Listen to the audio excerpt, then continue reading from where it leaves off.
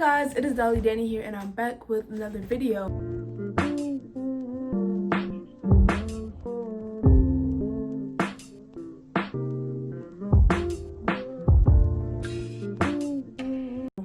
So today we're going to be talking about natural hair tips. As you guys can see, my hair is natural right now. It looks kind of dry, honestly, if I'm being honest, but that's because I did have it braided and it was under a wig. But my hair does look better most of the time. Anyways, make sure you like, comment, and subscribe because I'm going to be telling you guys some good tips. And if you want to see more content like this, comment down below.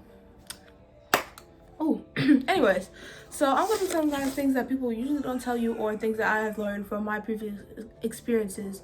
I've been natural my whole life, but I just started doing my hair like a few years ago and I figured out some stuff that I can do myself. So the first tip is don't expect super long hair. Especially if you have hair like mine. Your hair is not going to grow super long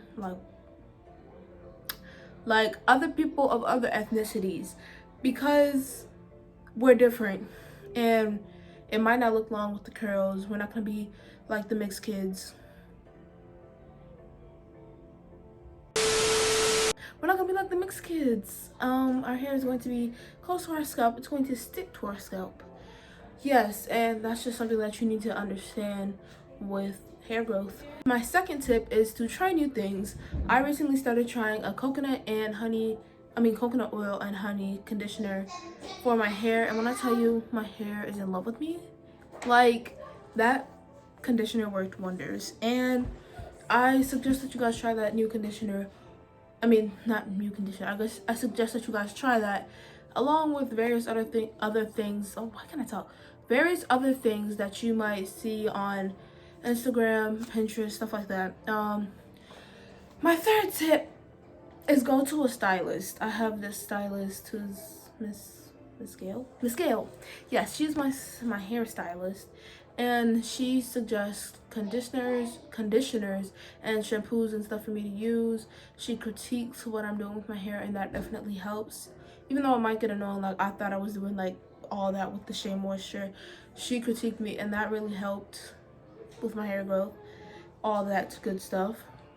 My fourth tip is to deep condition. Now, don't deep condition every single week, every single day, however often you don't wash your hair every day. But don't deep condition that often because like you need it, but you don't need to overdo it, you know? So I suggest doing a deep condition once a month, maybe once every other week. I was doing mine every week because it was just easier for me to wash my hair, have it conditioning overnight, and then rinse it out in the morning. That way I had optimal time to go on with my day. And I realized that I shouldn't have been doing that, and I should have been taking my full time to wash my hair. So I do suggest that you deep condition, but don't over deep condition. My fourth tip is to do protective styling. Now, when I'm telling you protective styling, I did mini braids. You can do mini twists. You can do, you don't even have to add weave in your hair, is what I'm saying. You can even put on a wig and cornrow your hair back. Is something that you can do a protective style that's not pulling on your edges. You don't have to pull on your edges. You can leave your edges out. Like, you don't need to be tightening your hair all the time. My next thing is, keep your hands out of your hair. I definitely have this problem because I'm always touching my hair, always feeling it, always going like this, like you see the people doing in your class. Yes, I'm always going like this in my hair, and that's going to remove the moisture from your hair, which is bad for your hair, and it's going to dry out your hair more often, causing you to buy more products because you're running out of products because your hair is going to dry. Just stay out of your hair. What number is that? 1, 2, 3, 4, 5, 6, 7. My seventh tip is not super tight styles. So as you guys can see, I have rubber bands in my hair. This is something that you shouldn't keep in your hair for too long because it is going to pull at your hair. I learned that the hard way, but it's going to pull out your hair, and especially not doing it up here, all up on your edges. That hurts to keep it tight. I don't suggest doing that. I really don't.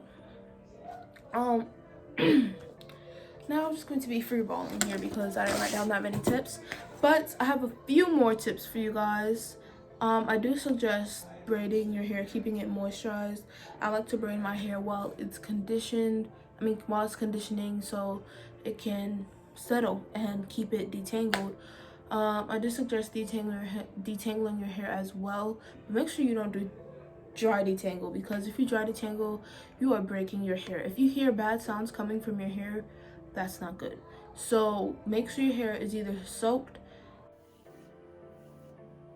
or like very moisturized to detangle with, because then you're going to get the best results.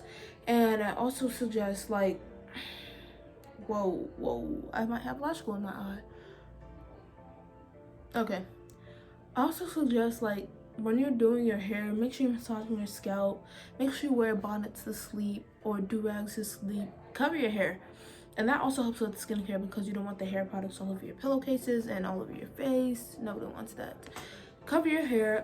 That'll keep it detangled. That'll keep it moisturized. That definitely keeps my hair moisturized. That'll do all types of stuff for your hair. Don't overdo gel.